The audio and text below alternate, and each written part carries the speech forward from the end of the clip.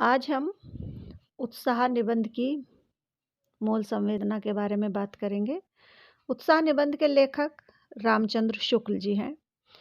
रामचंद्र शुक्ल आधुनिक हिंदी निबंध के मूर्धन्य चिंतक, समीक्षक और इतिहासकार माने जाते हैं। वे बहुमुखी प्रतिभा के धनी थे। उन्होंने समीक्षा, अनुवाद, निबंध के क्षेत्र में अद्भुत क्षमता का परिचय दिया था। शुक्ल जी की अद्भुत देन यह रही कि उन्होंने अपने निबंधों में मनोविकारों पर मौलिक और गंभीर चिंतन करके उसे साधारण पाठकों तक पहुंचाया। शुक्ल जी के निबंधों में विचारों की मौलिकता और भावों की गंभीरता को हमेशा देख सकते हैं। और इस निबंध में यानी कि जो उत्साह नामक मनोविकार पर उनका लिखा हुआ निबंध है, इसमें शुक्ल जी ने गंभीर और मौलिक चिंतन किया है और अनेक उदाहरण देकर यह सिद्ध किया है कि फल की आसक्ति से रहित, यानी कि जिस कर्म को हम बिना फल की इच्छा के करते हैं, उसमें कर्म की प्रवृत्ति के योग से जो उत्पन्न उत्साह होता है, वो जीवन में उत्कृष्ट स्थान रखता है। यानी कि हम दो तरह से काम करते हैं आमतौर से, एक तो फल की इच्छा से और एक बस काम करने के लिए काम करना है और फल तो उसका मिलेगा ही। जब आप अच्छा काम करेंगे तो अच्छा फल मिलेगा। गीता में कृष्ण जी ने भी यही कहा है कि निष्काम कर्म करना चाहिए, और देहाती भाषा में भी इसको ऐसे कहा जाता है, कर्म किए जा फल की इच्छा मत करना इंसान। यह है गीता का ज्ञान। यानी कि आप कर्म करते रहते हो और अगर कर्म में ही आप आनंद लेते हो तो वो उत्साह होता है।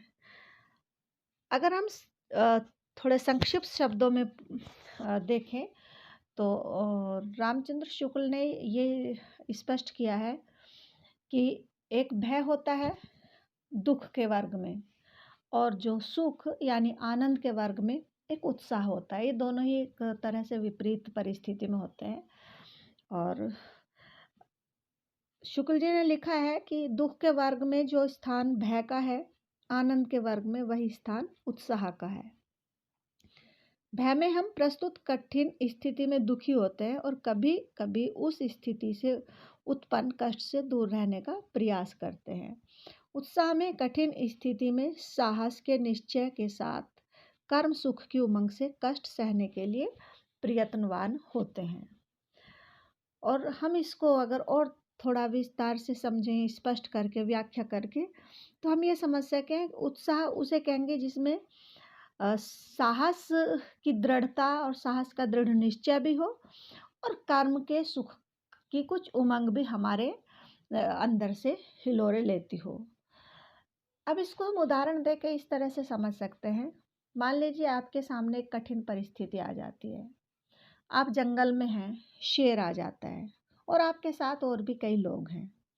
तो एक तो आपके मन में भय उत्पन्न होगा, और जब भय होता है तो उसको ऐसे समझा जाता है, या दुख जो होता है ऐसे समझा जाता है कि हम उस स्थिति से बचने का प्रयास करते हैं, उस स्थिति से दूर रहने का प्रयास करते हैं। लेकिन दूसरी स्थिति वहाँ पे ऐसी आएगी कि आपके सामने कोई भी खतरनाक हिंसक जानवर है, जंगल में शेर है या कोई भी जो खतरनाक हिंसक जानवर हो, तो आपके मन में भय ना आए, बल्कि आप उस स्थिति से लड़ने के लिए तैयार हो जाते हैं। और लड़ने का जब आप दृढ़ निश्चय कर लेते हैं और दृढ़ निश्चय करने के बाद आप उस स्थिति से आगे लड़ने के लिए तैयार हो जाते हैं, और उसमें आप मजबूरी, दुख नहीं है, बल्कि आप उस कर्म में ही, यानी कि जो आपके साथ और लोग हैं उनके प्राण बचाने के लिए या उनको कोई शारीरिक मानसिक नुकसान ना हो, उसके लिए जब आप कर्म के क्षेत्र में आगे बढ़ जाते हैं, तो वो जो कर्म के यानी कि काम करने के समय जो आपको एक सुख का अनुभव होता है, वही उत्साह होता है। अब मैं दूसरा उदाहरण आपको ऐसे बता सकती हूँ।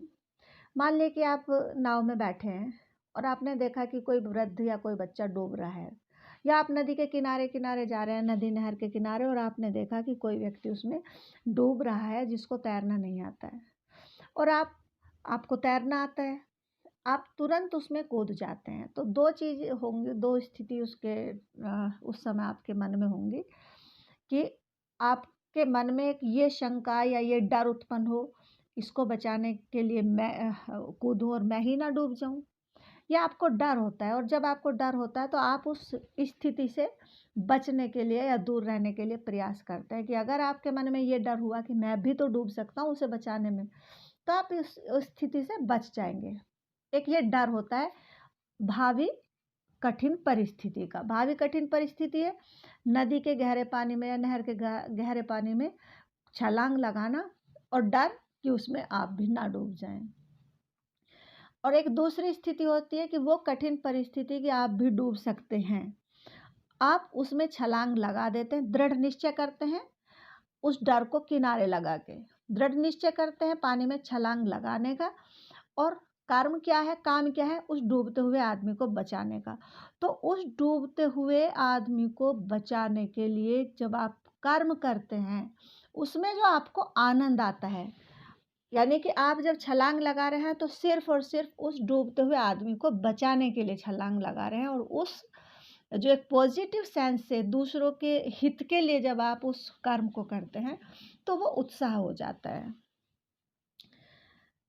तो जैसा मैंने आपके इसमें लिखा भी है कि उत्साह में कष्ट या हानि सहने की दृढ़ता के साथ कर्म में प्रवृत्ति होने के आनंद का योग रहता है।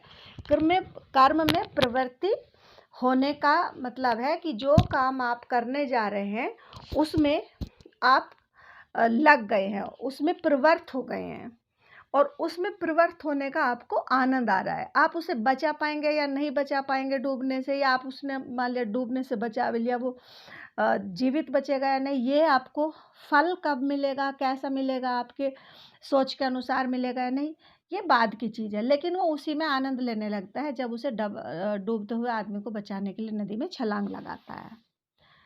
तो इस तरह से जो कर्म होता है उसमें साहस की निश्चय भी होना जरूरी है, और कर्म सुख का आनंद भी होना जरूरी है। यानी जो भी आप काम कर रहे हैं उसमें आपको सुख मिलना चाहिए। ऐसा नहीं है कि आप मजबूरी में कर रहे हैं या सिर्फ पड़ा काम तो मुझे करना ही पड़ेगा, ये नहीं होना चाहिए।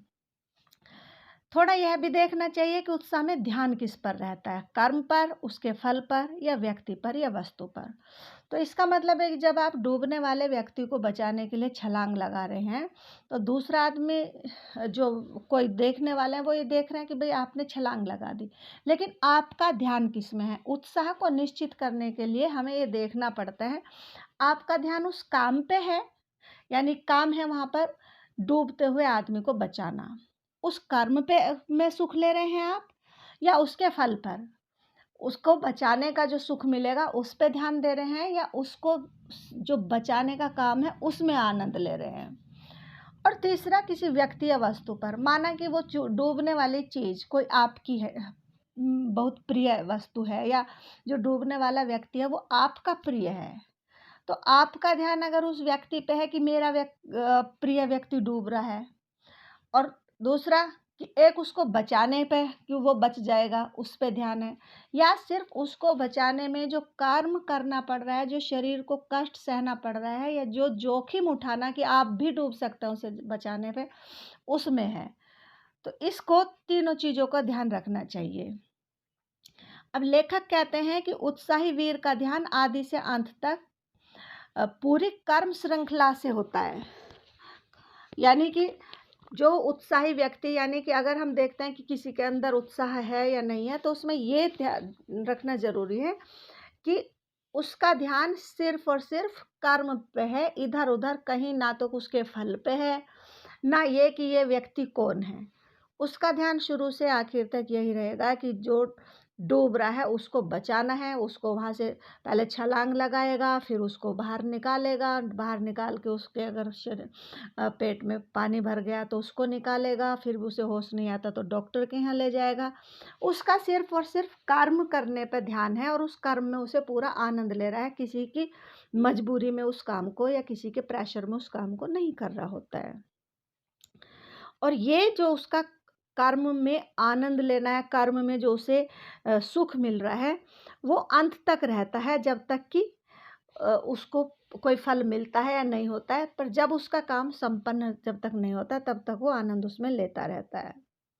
और इस कर्म में जो आनंद की तरंगे उठती है, ये उसके सारे प्रयत्न को, यानी जो भी वो काम कर रहा है उसको और ज़्यादा आनंदमय बना देती है। युद्धवीर में विजेतव्य को आलंबन कहा गया है। उसका अभिप्राय यही है कि विजेतव्य कर्म प्रेरक के रूप में वीर के ध्यान में स्थित रहता है। यानी कि जब युद्ध होता है और जो युद्ध में वीर लड़ रहे होते हैं वहाँ पर, उनका ध्यान हम जीतेंगे या हारेंगे इस पर बिल्कुल नहीं होता।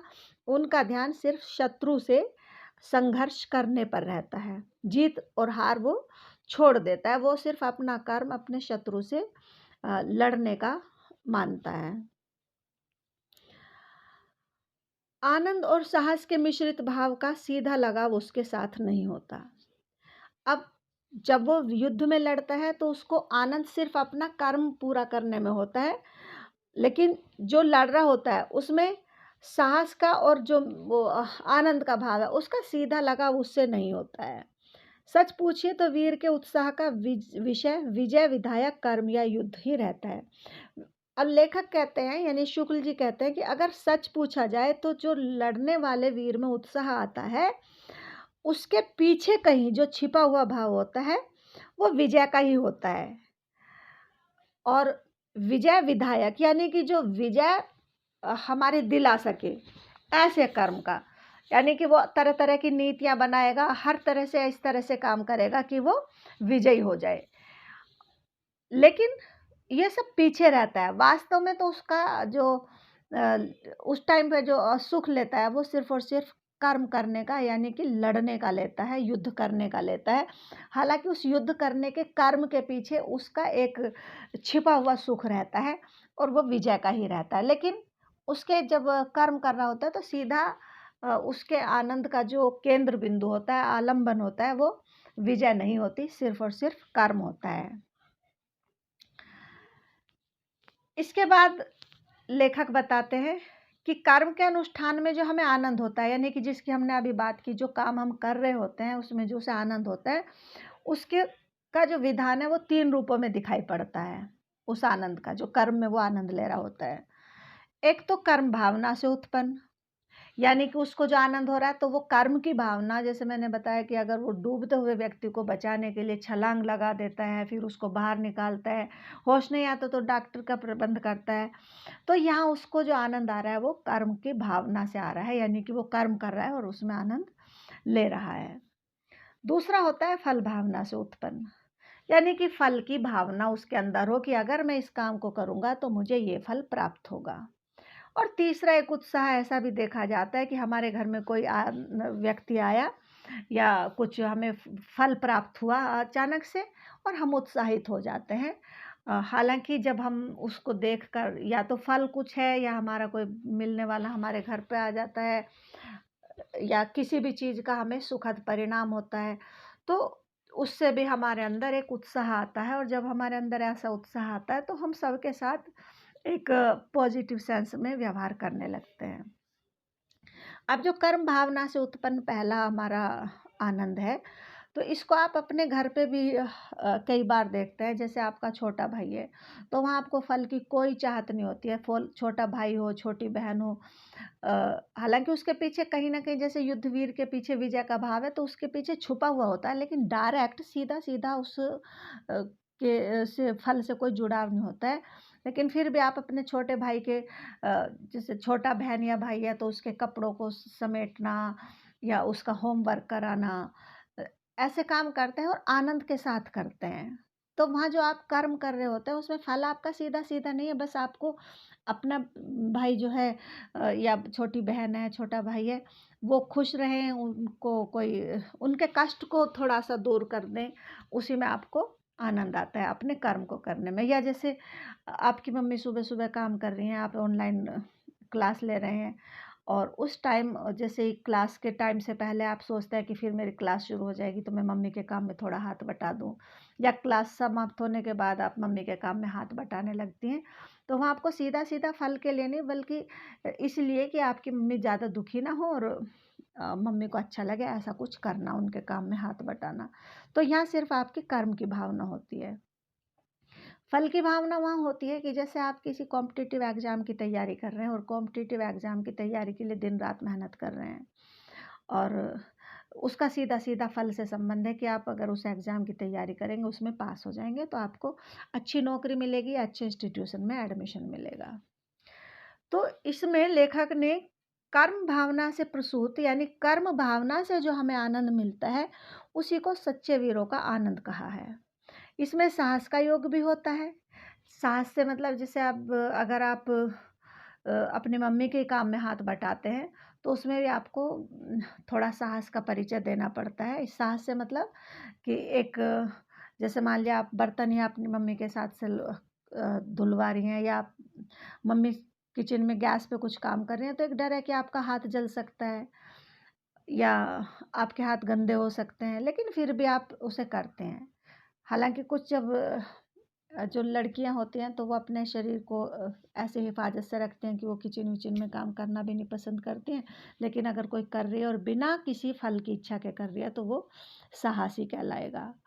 और कर्म का तो इसमें हमने बताया कि जो काम करते हैं, उसमें आनंद लेना जो होता है, वही कर्म भावना का आनंद होता है।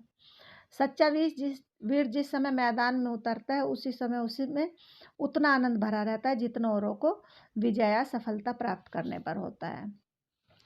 तो मैंने बताया जैसे कि जो काम करने में आनंद लेते हैं और कुछ फल की इच्छा से काम करते हैं, तो जो लोग फल की इच्छा से काम करते हैं, उन लोगों को जितना आनंद फल मिलने के बाद होता है, फल प्राप्त होने के बाद होता है, इतना आनंद उन्हें कर्मवीरों को यानी कि जो काम करने में आनंद लेते हैं, उनको काम करते-करते ही मिल जाता है। उसके सामने कर्म और फल के बीच या तो कोई अंतर होता ही नहीं, या होता है तो बहुत ही कम होता है। यानी फल क्या मिलेगा या नहीं मिलेगा, कितना मिलेगा, कैसे मिलेगा, उससे इनको कोई ज़्यादा फ़र्क नहीं पड़ता है। इसी से कर्म की ओर उसी झोंक से लपकता है, जिस झोंक से साधारण लोग फल की ओर लपका करते हैं। यानी कि कई लोग ऐसे भी होते हैं कि काम करते रहते हैं और उसका श्रेय दूसरा ले जाता है। तो कुछ लोग फल की तरफ ही लपकते हैं, लेकिन जो कर्म करने वाले हैं, वो कर्म में ही ध्यान लगाते हैं, क्योंकि उन्हें कर्म करने में आनंद मिलता है। फल उनका कोई भी ले जाए, उन्हें कोई ज़्यादा फ़र्क नहीं पड़ता, और यही कर्म भावना से उत्पन्न सच्चा उत्साह होता है। इसी कर्म प्रवर्तक आनंद की मात्रा के हिसाब से शौर्य और साहस का स्फुरण होता है। यानी कि जो कर्म करने का जिसमें जितना आनंद लेने की नेचर होती है या स्वभाव होता है या क्षमता होता है, उसी हिसाब से शौर्य और साहस का स्फुरण होता है। यानी कि अगर कर्म करने में आप ज़्यादा आनंद लेते हैं, तो आपके अंदर साहस ज़्यादा होगा, आप ज़्यादा साहसी होंगे, आप ज़्यादा शौर्यवान होंगे। और जिसके अंदर कर्म की भावना में आनंद नहीं होता, तो उसके अंदर साहस भी कम ही होता है। यानी कि उसके अंदर डर ज़्यादा होता है। जैसे अभी हमने एक डूबते व्यक्ति का उदाहरण लिया, तो अगर किसी में डूबते व्यक्ति का उसकी सहायता करने का, उसको डूबने से बचाने का एक आनंद अपने अंदर से आता है, तो उसके अंदर साहस भी उतना ही आ जाएगा। और जिसमें वो कर्म भावना का आनंद ही नहीं होगा, तो वो डर कर बैठ जाएगा, उसमें शौर्य और साहस नहीं आएगा। फल की भावना से उत्पन्न आनंद भी साधक कर्मों की ओर हर्ष और तत्परता के साथ प्रवृत्त करता है, पर फल का लोभ जहाँ प्रधान रहता है, वहाँ कर्म विधायक आनंद उसी फल की भावना की तीव्रता और मंदता पर अवलंबित रहता है। अब लेखक यहाँ ये कहता है कि फल का लोभ जहाँ प्रधान रहता है, यानी कि अगर हम किसी कर्म में प्रवृत्त फल की इच्छा से होते हैं कि हमें ये फल मिल जाए, तो और एक तो अभी तक जो हमने किया उसमें कर्म ही करना था, बस फल की इच्छा ही नहीं थी। पर अगर फल की इच्छा से ही काम करते हैं, वहाँ प्रधान हमारा फल ही रहता है, तो वहाँ कर्म में आनंद उस फल की भावना की तीव्रता और मंदता पर अवलंबित रहता है कि अगर हमें जल्दी से उसका फल नहीं मिला, जैसे कि आप कोई कॉम्पिटिटिव एग्ज़ाम की तैयारी कर रहे हैं और उसमें आप पहले साल में नहीं आए, पहले साल में आप उसे पास नहीं कर रहे हैं पहली परीक्षा में, तो आपके जो फल की भावना की तीव्रता थी, अगर वो इतनी तेज़ है कि फल आपके टाइम के अकॉर्डिंग पहली परीक्षा में नहीं मिला, तो आपका जो आनंद था उसको पढ़ने में, वो धीमे-धीमे कम होता चला जाएगा, यानी कि धीमा होता चला जाएगा। अगर आप में फल की तीव्रता नहीं है, यानी कि आप फल की इच्छा से यानी कॉम्पिटिटिव एग्जाम क्रैक करने की इच्छा से पढ़ रहे हैं, लेकिन वो फल प्राप्त करने की बहुत तीव्रता नहीं है, तो आप 2 साल तक भी उसकी तैयारी करते रह सकते हैं और पूरे आनंद के साथ ही करते रह सकते हैं जब तक कि आपको फल नहीं मिलेगा।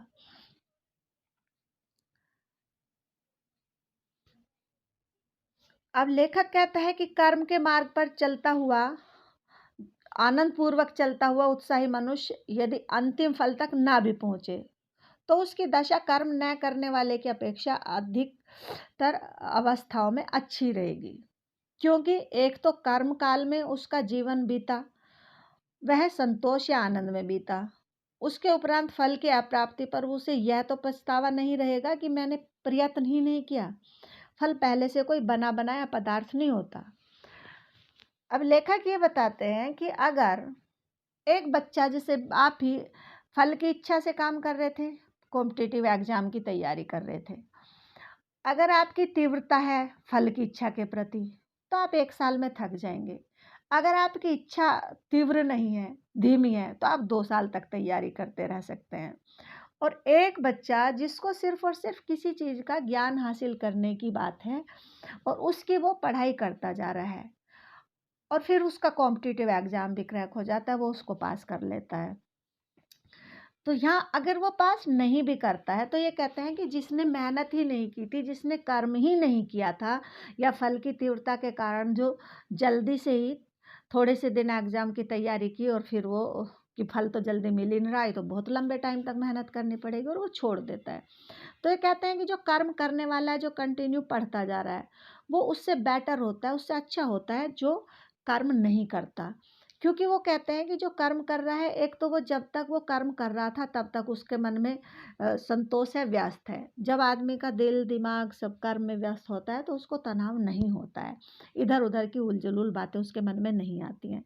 तो एक तो जब तक वो कर्म करता रहा तब तक उसको संतोष रहा, यानी तब तक वो व्यस्त रहा, इसलिए उसको तनाव नहीं रहा। और जब फिर उसको परिश्रम करने के बाद भी फल नहीं मिला तो उसे ये संतोष रहता है कि कर्म अगर नहीं किया होता तो फल मिलता ही नहीं। अब कम से कम मैंने कर्म तो किया, वरना यही पछतावा रह जाता कि काश अगर मैं थोड़ी सी और मेहनत कर लेता तो मेरा जो एग्ज़ाम है वो क्रैक हो जाता। तो इस तरह की भावना में वो ये कहते हैं कि कर्म करना ही हर स्थिति में अच्छा होता है। और ये कहते हैं कि कर्म पहले से बना बनाया कोई फल नहीं होता, पदार्थ नहीं होता। सॉरी, फल पहले से बना बनाया कोई पदार्थ नहीं होता। अनुकूल प्रयत्न कर्म के अनुसार उसके एक एक अंक की योजना होती है। यानी कि जो फल होता है वो पहले से आपको बना बनाया नहीं दिखता कि बना बनाया रखा और उस फल को जाके पेड़ पे से तोड़ लाओगे। बल्कि क्या होता है कि जब आप कर्म करते हैं उसी के अनुकूल जिस फल को आप चाहते हैं, जैसे कि आप एग्ज़ाम क्रैक करना चाहते हैं, कोई कॉम्पिटिटिव एग्ज़ाम, तो उसके अकॉर्डिंग, उसके अनुकूल आपको कर्म करने की योजना बनानी पड़ेगी, एक एक अंक की योजना। जैसे कि आपके उसमें कौन कौन से विषय आएंगे एग्जाम में, उन के जो पिछले आप क्वेश्चन पेपर देखेंगे, किसी टीचर से संपर्क करेंगे, पूछेंगे क्या इम्पोर्टेंट है, तो कंटिन्यू आपको उसके एक एक अंग की योजना बनानी पड़ेगी, तब जाके आपको वो फल मिलेगा। और अगर कर्म ही नहीं करोगे, आप एक उसकी योजना नहीं बनाओगी, उस योजनाओं के अकॉर्डिंग काम नहीं करोगे, तो फल आपको बिल्कुल नहीं मिलेगा, क्योंकि वो पहले से बना बनाया कोई पदार्थ है ही नहीं। अब फल की विशेष आसक्ति से कर्म के लाघव की वासना उत्पन्न होती है। इसका मतलब है कि जो फल आसक्ति मतलब मोह, उससे लगाव। जब हमें किसी फल से विशेष लगाव होता है कि हमें ये फल हासिल करना है, तो हमें कर्म के लाघव मतलब छोटा करने की, कर्म के लाघव की वासना उत्पन्न हो जाती है। वासना मतलब इच्छा, लाघव मतलब छोटा। हम चाहते हैं कि कर्म हमें लंबा ना करना पड़े, ज़्यादा मेहनत का ना करना पड़े, ज़्यादा टाइम लगा के ना करना पड़े। हमारे चित्त में यही आता है कि कर्म यानी जो हम काम करें वो बहुत सरल हो और फल हमें बहुत सा मिल जाए। जैसे कि अगर हम परीक्षा की बात करें तो आप पढ़ना नहीं चाहेंगे, थोड़ा पढ़ना चाहेंगे और चाहेंगे कि आपके मार्क्स जो हैं वो हाईएस्ट आ जाए, आपके 80% मार्क्स आ जाए, 90% मार्क्स आ जाए और आपको पढ़ना बिल्कुल ना पड़े। क्योंकि आपका जो फल है उसके प्रति आपकी आसक्ति है कि आप जल्दी से बिना पढ़े अच्छे नंबरों से पास हो जाएं।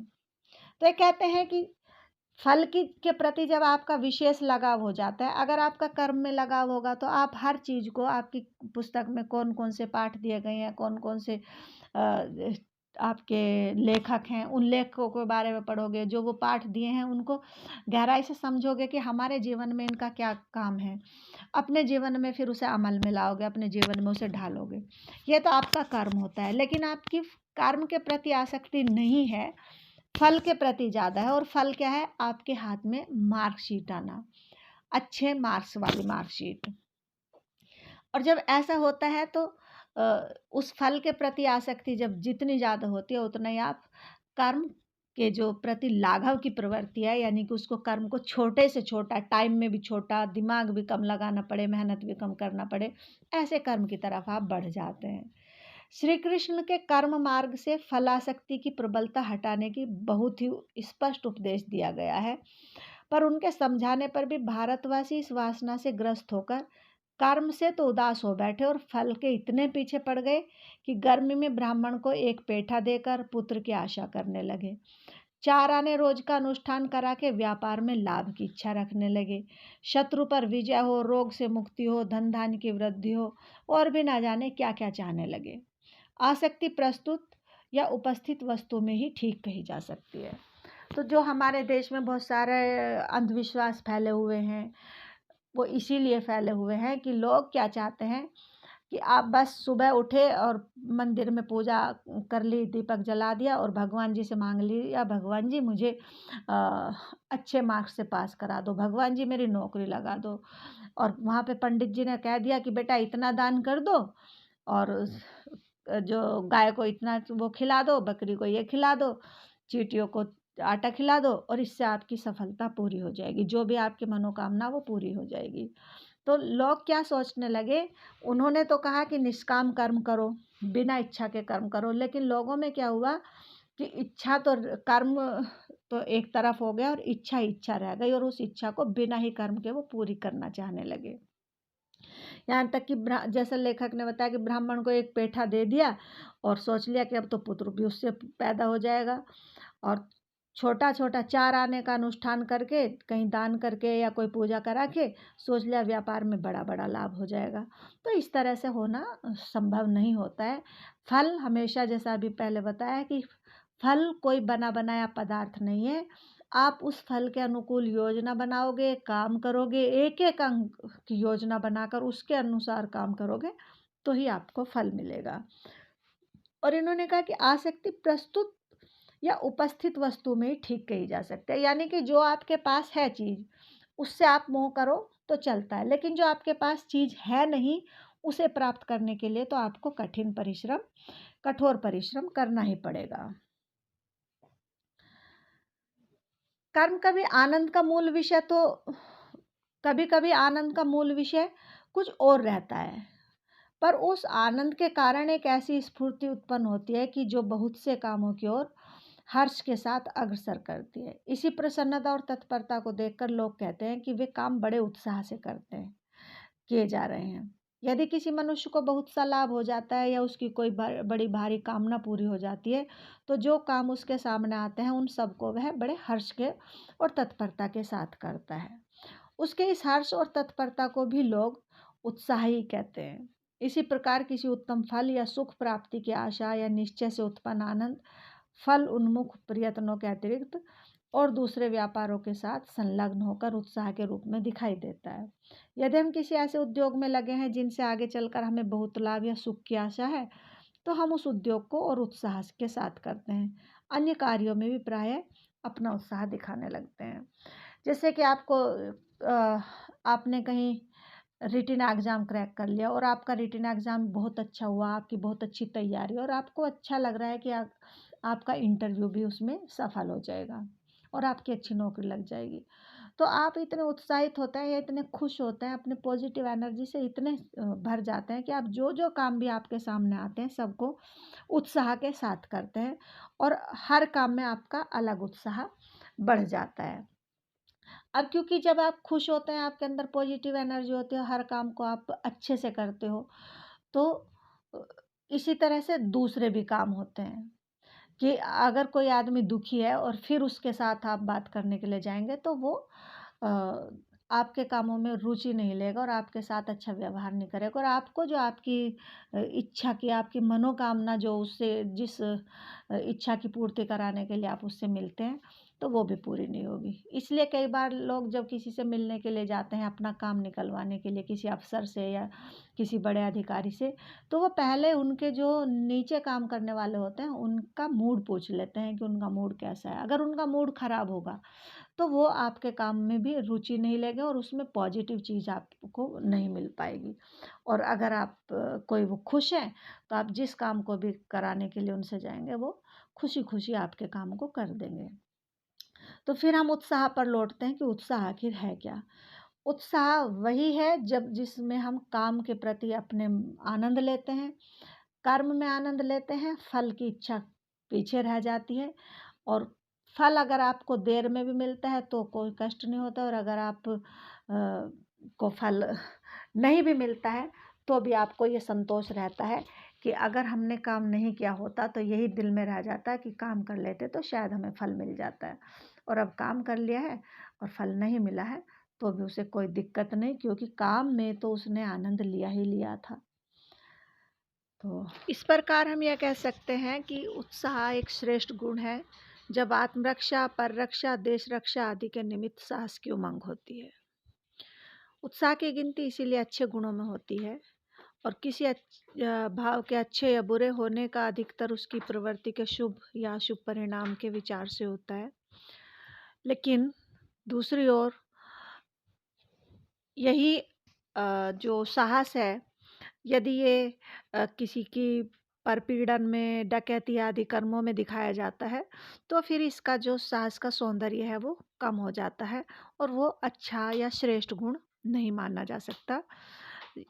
उत्साह केवल तभी तक अच्छा और श्रेष्ठ गुण माना जाता है, तभी उसका नाम उत्साह होता है, जब हम अपनी रक्षा के लिए उत्साह दिखाते हैं या दूसरों की रक्षा के लिए, दूसरों की सहायता के लिए या फिर देश की रक्षा आदि के लिए हम साहस की उमंग हमारे अंदर उठती है और उत्साह निबंध की यही मूल संवेदना है।